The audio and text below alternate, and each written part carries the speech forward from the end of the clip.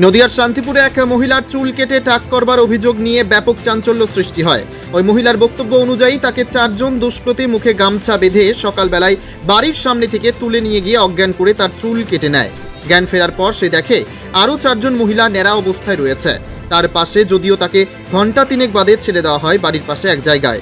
ভোটের আগে রাজনৈতিক দলগুলির মধ্যে এ নিয়ে চাপানুতর চলে। প্রাক্তন সাংসদ তথা রানাঘাট লোকসভা কেন্দ্রের বিজেপি প্রার্থী জগন্নাথ সরকার শাসক দল সহ পুলিশ প্রশাসনের ওপর দোষারোপ করেন। শান্তিপুর জেনারেল হাসপাতালে ভর্তি থাকা ওই মহিলার পরিবারের সাথে দেখা করেন তিনি।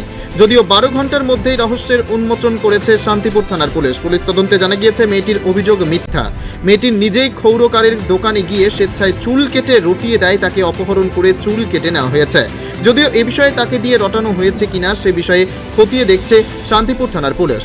তবে এই মহিলার বাবা মেয়ের এই অসংলগ্ন মন্তব্যের কারণে চাঞ্চল্যকর পরিস্থিতির জন্য অনুশোচনা প্রকাশ করে সাংবাদিকদের এক প্রশ্নের উত্তরে বলেন, তাকে কেউ ভয় দেখিয়ে আজ এই বক্তব্য দিতে বলেনি।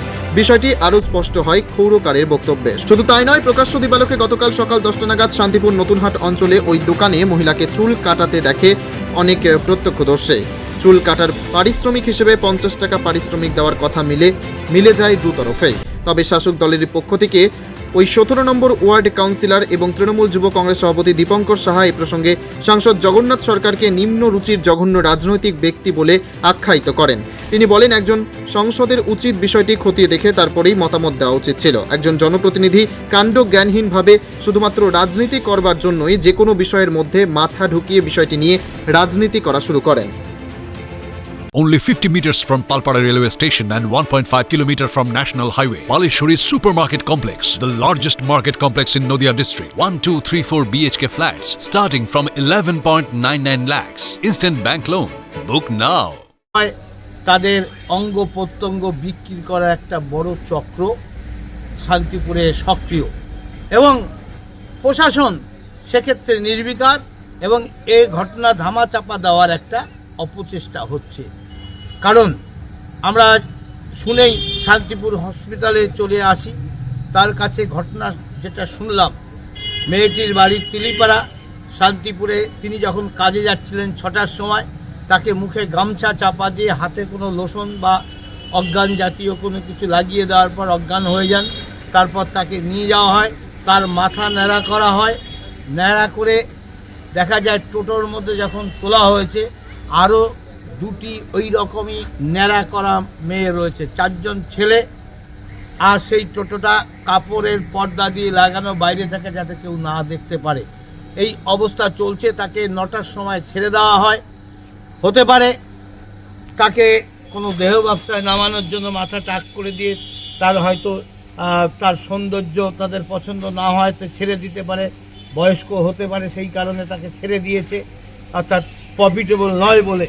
তাই এই চক্র শান্তিপুরে সক্রিয় এবং পুলিশ প্রশাসন যেটা মনে হচ্ছে ধামাচাপা, এ পর্যন্ত কোনো খবর হলো না, এটা তো আমরা আশ্চর্য মনে করছি। গতকালকের ঘটনা আর তারপরও এখনও তা নিয়ে কোনো এক কলম কোথায় খবর কোনো কিছু হলো না, আশ্চর্য হয়ে যাচ্ছি।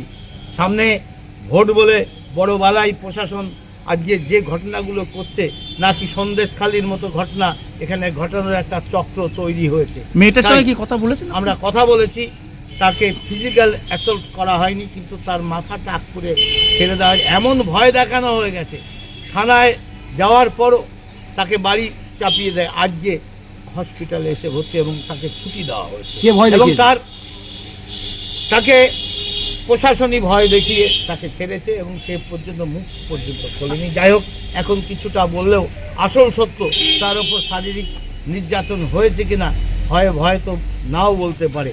এই ঘটনা যে সন্দেশকালীর মতো ঘটনা নয়, কে বলবে? আচ্ছা, এই যে সারা বাংলা জুড়ে এই অসভ্যতামি চলছে, পুলিশ মন্ত্রী মমতা ব্যানার্জি সম্পূর্ণ নীরব দর্শক এবং দোষীদের ধর্ষকদের তিনি সবসময় সহযোগিতা করেন। তার বিবৃতি এই ধর্ষকদের পক্ষে যায়। মহিলাকে মাথা ন্যাড়া করার মতো ভয়ঙ্কর ঘটনা, এর সঙ্গে কি শাসক দল কিংবা প্রশাসন মদত রয়েছে বলে মনে করছেন? নিশ্চিত না হলে এইভাবে দিনের বেলায় এত বড় ঘটনা ঘটছে, পুলিশ কিছুই জানে না, তার সোর্স কিছু জানে না, এটা তো মনে করব এর সঙ্গে একটা বড় চক্র রয়েছে জড়িয়ে। আর্থিক লেনদেন থেকে অবৈধ কাজের সঙ্গে সবই জড়িত আছে, না হলে এটা হতে। যারা করছে শাসক দলের সঙ্গে যুক্ত মনে করছেন? দেখুন, আজকে অপকর্ম যত করে শাসক দলই করে, আর অপরাধীরা সব শাসক দলেই আশ্রয় নেয়, এটাই হচ্ছে বাস্তব স্থিতি। তাই সেটাই সম্ভাবনাময় বেশি করে দেয়। এটা নিয়ে কি আপনারা পথে নামবেন যদি কোনো পদক্ষেপ না নেয়? আমরা দেখব পুলিশ কি করছে, যদি সঠিক সত্যকে উদ্ঘাটন করতে পারে, না হলে আমরা এর বিরুদ্ধে একটা বড় আন্দোলনে যাব শান্তিপুরবাসীকে নিয়ে। তাই আমরাও পার্টিতে চর্চা করি, প্রশাসনও দেখি কি করছে, তার পরবর্তী পদক্ষেপ আমরা নেব। আপনি কি দেখলেন? আমি দেখলাম আমরা এসছি আর সঙ্গে সঙ্গে তড়িঘড়ি করে তাকে ছুটি দিয়ে পাচার করে দেওয়া হচ্ছিল, যাই হোক আমাদের সামনে পড়ে গেছে। তাই তাদের কাছে কিছুটা বিবৃতি আমরা পেয়েছি, তাই তারিখ ঘটনা কোথায় বাড়ি সব জেনেছি। পরবর্তীকালে আমাদেরও তদন্ত চলবে। জগন্নাথ দা, এই ভোটের মুখে এরকমটা ঘটনা কোথাও কি মনে হচ্ছে সাধারণ মানুষকে চমকানোর জন্য এটা করা হচ্ছে? এটা সাধারণ মানুষকে চমকানোর বিষয় নয়, এটা একটা অপরাধ, ক্রাইম বড় রকম। একটি মেয়ের মাথা টাক করে ছেড়ে দিয়েছে তাকে, অর্থাৎ তাদের হয়তো মেয়েটিকে পছন্দ হয়নি যেভাবে মনে করেছিল, অর্থাৎ যে কোনো কারণ, সেই কারণটাকে ছেড়ে দেওয়া হয়েছে, অন্য দুটিকে সে ছাড়েনি দেখা গেছে। অর্থাৎ মেয়ে যে পাচার হচ্ছে, হ্যাঁ পাচারকারীর সঙ্গে হতে পারে, অবৈধ পথে ব্যবসার জন্য হতে পারে, অঙ্গ প্রত্যঙ্গ বিক্রি করার জন্য হতে পারে, যাই থাক না কেন এটা তদন্ত হওয়া উচিত, অপরাধী ধরা উচিত। এটা দিনের বেলা এটা ঘটছে শান্তিপুরের বুকে, এটা ভাবা যায় না। 3-4টি আমি কারণের কথা বলেছি, রহস্য তো অবশ্যই, রহস্য উন্মোচন হওয়া দরকার, প্রকাশিত না হলে সেটা রহস্যময়। পরিবার এখনো পর্যন্ত মুখ খুলতে চাইছেন?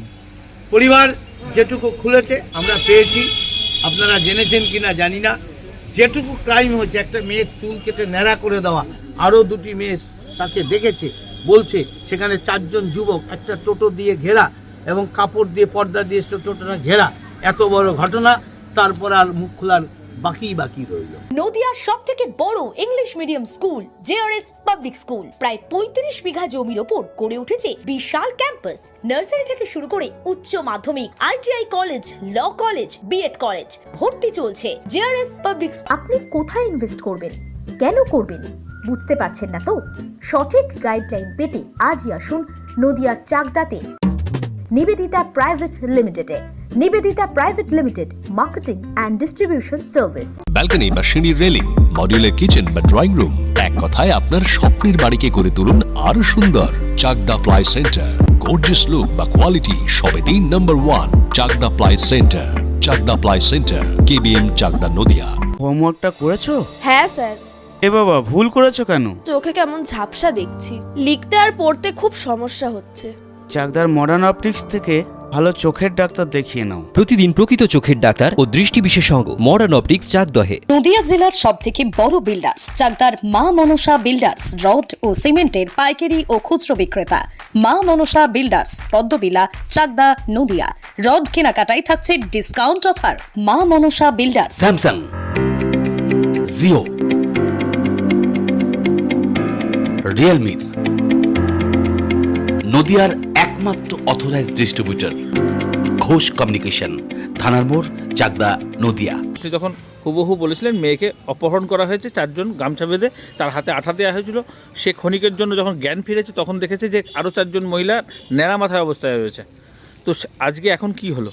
এখন দেখা যাচ্ছে কি, ও নিজে হতে সেলুনে গিয়ে মাথায় খুশকি হয়েছে বলে হুনিল কাকুর কাছ থেকে চুলটা কেটে ওখান থেকে বাড়ি চলে।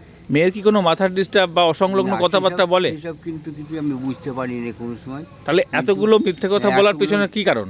সেইটাই আমি হিসেবে পাচ্ছি যে এতগুলো মিথ্যে কথা বললো কি কারণ, আমি নিজেই ভাবতে পারি। ওকে কি ওই কথাগুলো কেউ বলতে বলেছিল এরকম? সেটাও আমি কিছু বুঝতে পারিনি ওর মুখ থেকে বুঝতে পারলে যে আমি। মেয়েকে আপনি প্রশ্ন করেছেন যে তুই মিথ্যে কথা কেন বললি? আমি প্রশ্ন করলাম বলতে এখন সেটা আমি ওকে জিজ্ঞাসা করছি, তুই যে এত মানুষকে যে হয়রানি করলি, আর সকাল থেকে কালকে থেকে একটা কথা আছে, তুই যদি নিজে না ওকে জিজ্ঞাসা করেন ওকে জোর করেছে কিনা কেউ ওই কথাগুলো বলার জন্য? সেগুলো আমি আচ্ছা, এখন আপনি বা আপনার মেয়ে কেউ ভয় পেয়ে বলছেন না তো আমাদের কাছে? না না না, সেসব কোনো ব্যাপার নেই, ভয়ের কোনো ব্যাপার নেই, কিছু না। আচ্ছা, যে চুল কেটেছে তার প্রমাণ পেয়েছেন? সেই ছেলে কি নাম, তার নাপিতের নাম? তার নাম সুনীল। হ্যাঁ, সুনীল। সুনীল আপনার ওখানেই বাড়ি, আপনি চেনেন? আমি চিনতে পারিনি, আমি ভাইকে বলি তুই চিনিস, আমি চিনি নে, ওনার বাড়ি বলছে আমার কথা হয়েছে তার সঙ্গে? হ্যাঁ, তার সঙ্গে কথা। সে চুল কেটেছে বলছে? কটার সময় চুল কেটেছে? ওই 9টা থেকে 9:30 সকাল? হ্যাঁ, সকাল। আর ও যেটা কথা বলছিল যে ওকে নিয়ে গেছিলো 6:30 7টা নাগাদ 6:30টার সময় বাড়ি থেকে বেরিয়েছিল। বেরিয়েছিল, 9টায় গিয়ে চুল কাটলো। হ্যাঁ, 9টায়। 9টায় সেলুন খোলা থাকে? 9টায় সেলুন খুলে যায়। তাহলে কি ভাবছেন এখন? এখন দেখা যাচ্ছে ও নিজে হতে গিয়ে চুলটা ন্যাড়া করে এসেছে খুশকির জ্বালায় বলছে। আচ্ছা, এর আগে কখনো খুশকির জন্য নেড়া হয়েছিল? এর আগে কিছু কোনোদিন পড়িনি, কোনোদিন কাটিও নি, এই হচ্ছে ওর প্রথম কাটা। আপনার নাম? আমার নাম শিশির বৈষ্ণব। মেয়ের নাম? লক্ষ্মী বৈষ্ণব। পরে হ্যাঁ, কি বললো এসে? এসে বললো আমি কাকা আমাকে একটু ন্যাড়া করে দেবেন। তা বললাম তুমি ইয়ং বসে মেয়ে ন্যাড়া করবো কেন? বলছে আমার মাথায় উকুন হয়েছে, ন্যাড়া করে ফেলবো। তাহলে করো। তখন কি মানে আশেপাশে আরো লোকজন ছিল? আশেপাশে কোনো আমি দোকানে বেঞ্চিতে বসেছিলাম, আমার ছেলে বেলা করে যায়, বৃহস্পতিবার যে যায়নি, ও কলকাতায় যায়। এই যে একজন মহিলা মানে চুল কাটতে আসলো, সেই জন্য অস্বাভাবিক কিছু মনে হয়নি আপনার ক্ষেত্রে? অস্বাভাবিক কিছু মনে হয়নি একজন মহিলা এসে?